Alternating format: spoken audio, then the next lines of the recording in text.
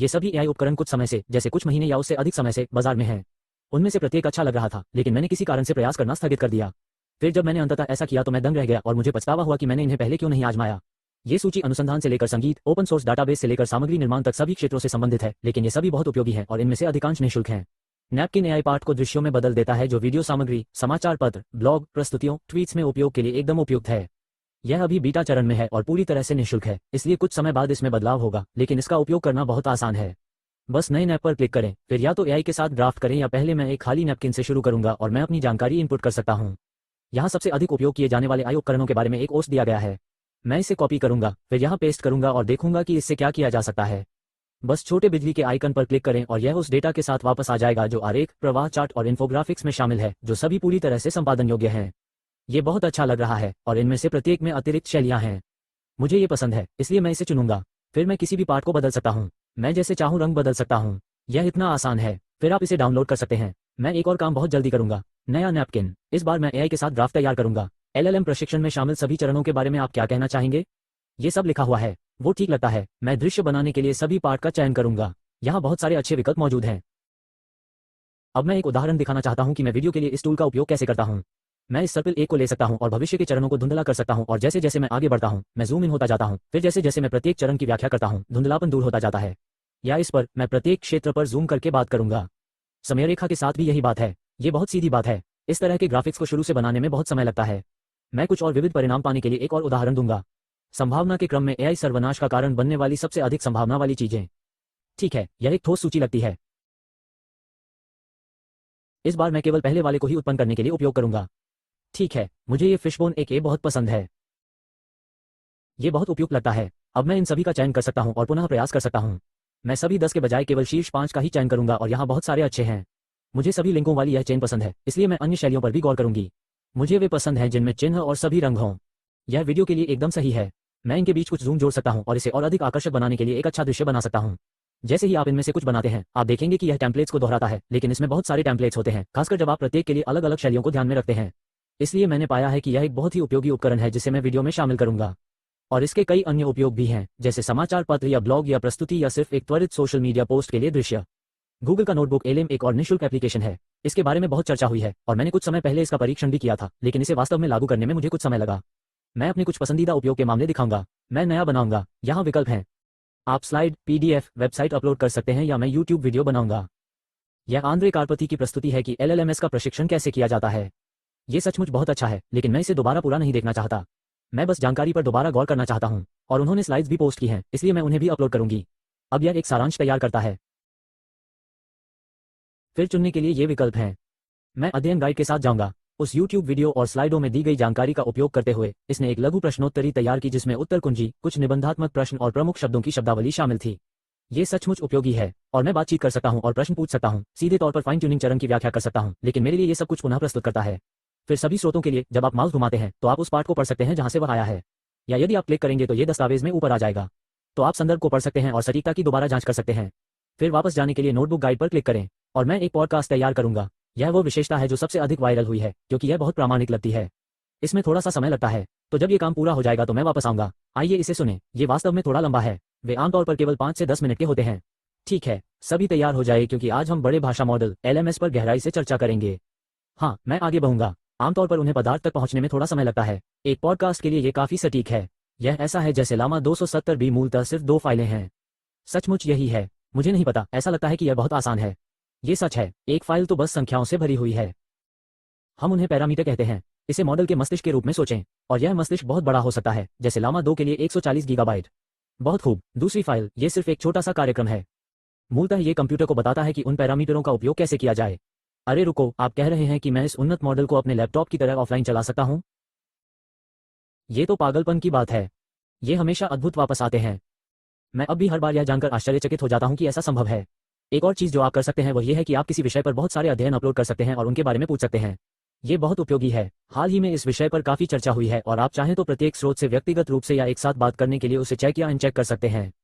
मैं इन सभी अध्ययनों के बारे में समग्र रूप से पूछ सकता हूं, जिनमें कुछ मेटा विश्लेषण भी शामिल हैं। फिर मैं स्रोतों पर क्लिक कर सकता था और आगे पीछे जा सकता था। मुझे यकीन है कि आप इसका मतलब समझ गए होंगे। यह ऐसा करने के लिए सबसे अच्छा यूआई है जो मैंने देखा है, और इनमें बहुत सारी जानकारी शामिल हो सकती है। उदाहरण के लिए, मैं एक पूरी किताब अपलोड कर सकता हूं। ओमनिवोस डिलेमा एक अच्छी किताब है। मेरे पास एक भौतिक प्रति और उस पर लिए गए नोट्स हैं, लेकिन मैं उस तरह से प्रश्न नहीं पूछ सकता या व्यवस्थित नहीं रह सकता। लेकिन अब मैं पुस्तक के साथ बातचीत कर सकता हूँ, एक अध्ययन मार्गदर्शिका बना सकता हूँ और जानकारी को याद रखने में मदद के लिए इसके बारे में पॉडकास्ट सुन सकता हूँ। और आप इन दोनों के साथ उनकी बातचीत को अनुकूलित कर सकते हैं। इसलिए मैं इसे पुस्तक के अधिक विशिष्ट भाग तक सीमित कर दूंगा। हाँ, तो हम पुनर्योजी खेती के बारे में बात कर रहे हैं, ठीक है। और वास्तव में इस पर गहराई से विचार करने के लिए हम एक बहुत ही प्रसिद्ध स्थान पर ध्यान केंद्रित करने जा रहे हैं। मुझे इससे मारो, पॉलीफिश फार्म इसका हिस्सा है। हाँ, ये बहुत आश्चर्यजनक है और इसलिए ये सीखने और अध्ययन के लिए अद्भुत है। आप बर्तन धोते समय या काम पर जाते समय इस जानकारी को दोहरा सकते हैं। और इसका उपयोग करने का एक और अधिक अनूठा तरीका यह है कि यदि आप वीडियो बनाते हैं, जैसे कि मैं बनाता हूं, या आपको कोई प्रस्तुति देनी है या किसी विषय पर लिखना है, तो आप जिस जानकारी पर काम कर रहे हैं उसे अपलोड कर सकते हैं और उसके बारे में एक पॉडकास्ट तैयार कर सकते हैं और फिर विचार प्राप्त कर सकते हैं कि आप इसे स्वयं कैसे प्रस्तुत कर सकते हैं। इनमें अच्छी कथावस्तु और अनोखे कोण हैं। तो ये तूफानी बारिश लाने का एक अच्छा तरीका है। जब से मैंने इसे रिकॉर्ड किया है तब से उन्होंने एक नई सुविधा शुरू की है जिसे इंटरैक्टिव मोड कहा जाता है। आप मूलतः पॉडकास्ट में कॉल कर सकते हैं और प्रश्न पूछ सकते हैं ताकि आप बातचीत को आगे बढ़ाने में मदद कर सकें। मेरे साथ कई बार ऐसा हुआ है कि जब मैं क्लाउड या चैटजीपीटी खोलता हूं तो मुझे पता होता है कि यह मेरी किसी काम में मदद कर सकता है, लेकिन मैं पूछने के लिए सही सवाल नहीं सोच पाता। खैर, यदि आप एक बाजारिया, उद्यमी या निर्माता हैं तो हबस्पॉट ने 1000 संकेतों की एक सूची के साथ आपकी सारी अनिश्चितता को दूर कर दिया है, जिन्हें आप मुफ्त में डाउनलोड कर सकते हैं। 1000 संकेत बहुत ज्यादा लगते हैं, लेकिन सही संकेत ढूंढने में अधिक दक्षता लाने के लिए इसे विभिन्न श्रेणियों में विभाजित किया गया है। इसमें विपणन रणनीति, कॉपीराइटिंग, सोशल मीडिया रणनीति, प्रतिस्पर्धी विश्लेषण, उत्पादकता और बहुत कुछ शामिल है। इसमें 18 विभिन्न श्रेणियां हैं, जिनमें से प्रत्येक को आप कॉपी और पेस्ट कर सकते हैं। फिर आमतौर पर आपके विशिष्ट उद्योग या लक्ष्यों को अनुकूलित करने के लिए कुछ फील्ड होते हैं। ये रणनीति तैयार करने, विचार उत्पन्न करने और समय बचाने का एक शानदार तरीका है तथा ये कार्यान्वयन योग्य प्रतिक्रिया देने के लिए तैयार किया गया है। यह एक व्यक्तिगत उत्पादकता सहायक की तरह है। पुनः, यदि आप इसे प्राप्त करना चाहते हैं तो विवरण में दिए गए लिंक से इसे पुनः निःशुल्क डाउनलोड किया जा सकता है। और इस वीडियो को प्रायोजित करने के लिए हबस्पॉट को धन्यवाद। पिनोचियो एक ऐसा टूल है जो ओपन सोर्स एआई टूल्स को डाउनलोड करने की प्रक्रिया को पूरी तरह से सरल बनाता है। यह आई ऐप्स के लिए स्टीम की तरह है। आमतौर पर एक ओपन सोर्स मॉडल स्थापित करने में गिटहब रिपोजिटरी को क्लोन करना, निर्भरताएं स्थापित करना, मॉडल डाउनलोड करना, सब कुछ कॉन्फ़िगर करना शामिल होता है। यह एक बहुचरणीय प्रक्रिया है जो काफी जटिल है, लेकिन पिनोचियो के साथ यह एक क्लिक से इंस्टॉल हो जाता है। यदि आपके पास एक सक्षम कंप्यूटर है जो इन प्रकार के मॉडलों को चलाने में सक्षम है, तो पिनोचियो हर पहलू से समय बचाने वाला एक बड़ा साधन है। यह निःशुल्क है, तो इसे पाने के लिए pinocchio.computer पर जाएं। फिर यह किसी भी एप्लीकेशन को इंस्टॉल करने जैसा है जो मेरे पास पहले से इंस्टॉल है। यह इस प्रकार दिखता है। एक बार खुल जाने पर डिस्कवर टैब में देखने के लिए सभी ऐप्स होते हैं। मैं सत्यापित स्क्रिप्ट पर ही टिकता हूँ। सामुदायिक स्क्रिप्ट के काम करने की पुष्टि नहीं की गई है। वे केवल तब दिखाई देती हैं जब कोई डेवलपर गिटहब पर पिनोचियो को टैग करता है और या तो वह टूल टाइप करता है जिसे आप चाहते हैं, या जब तक आपको वह टूल न मिल जाए तब तक स्क्रॉल करता है, फिर उसे खोलने के लिए उस पर क्लिक करता है, फिर डाउनलोड पर क्लिक करता है और उसे कुछ समय के लिए डाउनलोड होने देता है। इनमें से कुछ फाइलें उपकरण के आधार पर काफी बड़ी होती हैं। एक बार यह हो जाने पर आप इसे अपने होम टैब पर पा सकते हैं। आप इसे खोल सकते हैं, फिर वे प्रत्येक थोड़ा अलग दिखेंगे, लेकिन वहां एक बटन होगा जिस पर लॉन्च या कुछ इसी तरह का लिखा होगा। मैंने लाइव पोर्ट्रेट का उपयोग शुरू कर दिया है और यहाँ एक उदाहरण है जिसका मैंने पिछले वीडियो में उपयोग किया था। मैंने सुनो से प्राप्त एक गीत के बोलों को गाते हुए स्वयं का वीडियो बनाया तथा अपने चेहरे की हरकतों को क्लिंग में तैयार किए गए एक वीडियो में स्थानांतरित किया। इस तरह के कई अन्य मजेदार उपकरण भी हैं जिन्हें आप बस एक क्लिक से डाउनलोड कर सकते हैं, इसलिए मुझे यकीन है कि आपको यहाँ कुछ उपयोगी मिलेगा।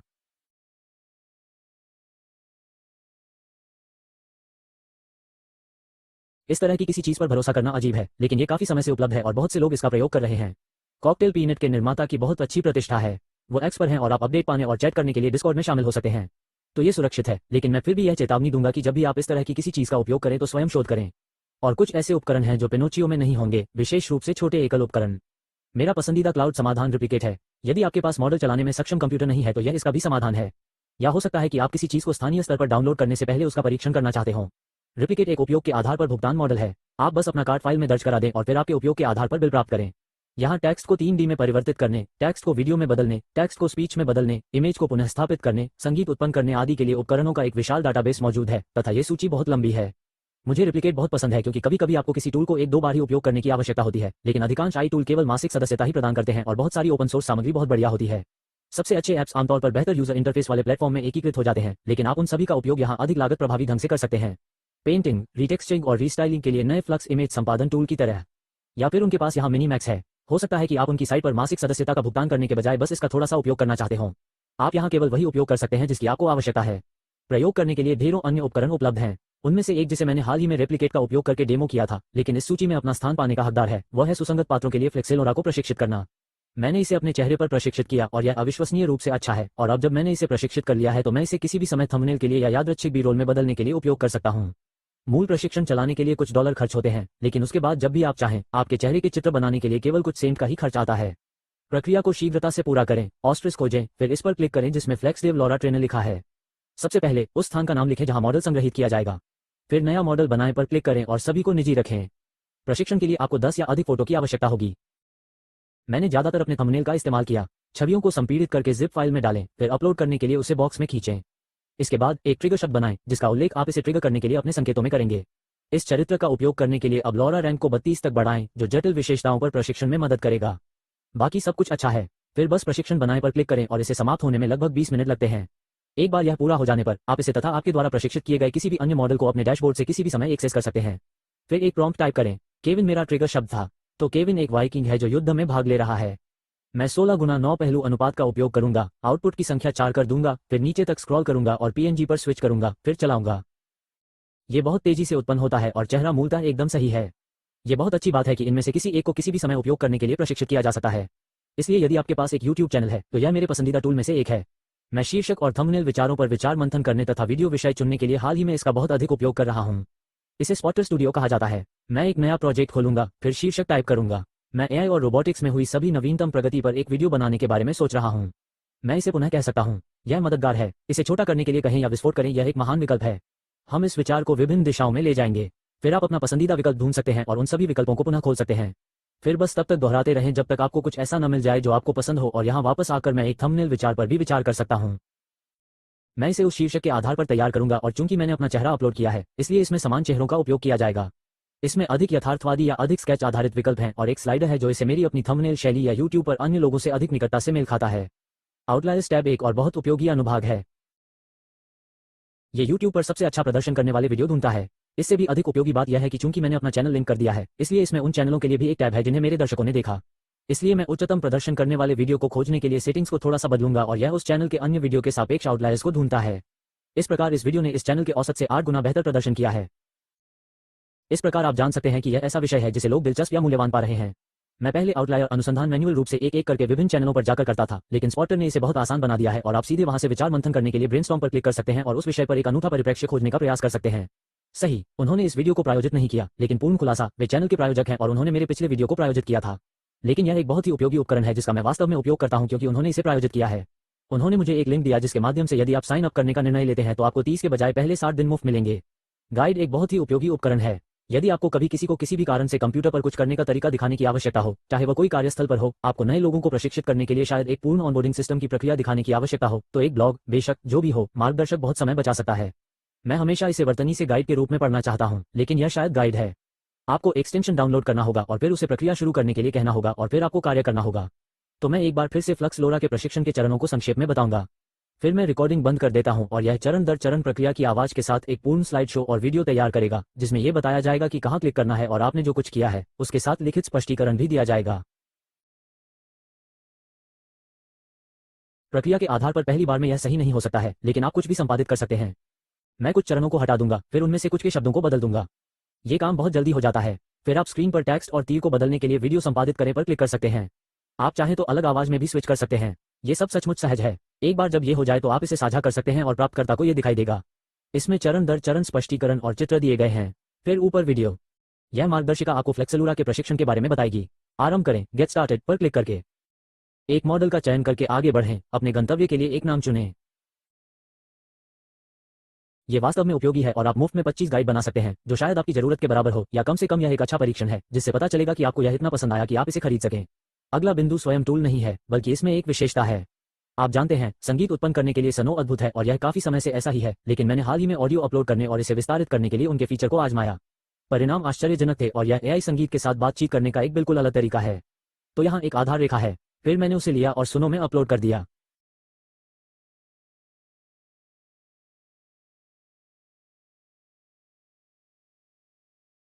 मैंने इसे a robot learns to play fun prompt का उपयोग करके कुछ गीत लिखने को कहा, फिर इसे विस्तारित करने को कहा और यह रहा वो संदेश जो इसने दिया। और उनके पास कवर गीत की सुविधा भी है, जहां मैं उसी बेस लाइन को ले सकता हूं और उसे एक कवर गीत बनाने के लिए कह सकता हूं जो मेरी अपलोड की गई सामग्री को प्रेरणा के रूप में उपयोग करता है, जिससे बेस समान लगता है लेकिन उतना सटीक नहीं होता है।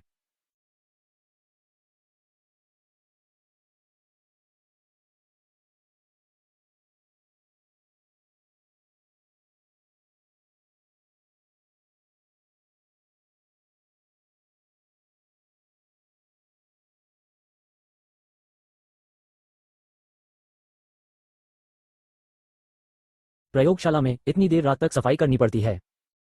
अरे हाँ, एक रोबोट जैम करना सीखता है। सही कहा। अरे हाँ, उंगलियां स्टील की बनी हैं। अब वे नाचते हैं। मुझे वो विशेषता बहुत पसंद है। ये कुछ समय से उपलब्ध है, लेकिन मैंने इसे हाल ही में आजमाया। केवल एक संकेत टाइप करने के बजाय एआई को एक रचनात्मक भागीदार के रूप में उपयोग करना बहुत अधिक मजेदार है। मुझे ये पसंद नहीं कि एआई ही सब कुछ करे। ये तो बस एक त्वरित उदाहरण था। इसमें बहुत संभावनाएं हैं और मुझे आशा है कि वे रचनात्मक नियंत्रण और सहयोगात्मक आउटपुट की दिशा में और अधिक विस्तार करेंगे। ये कुछ ऐसे उपकरण हैं जो मेरे लिए अत्यंत उपयोगी रहे हैं और इनसे मेरा काफी समय बचा है। उम्मीद है कि यह आपके लिए मददगार होगा।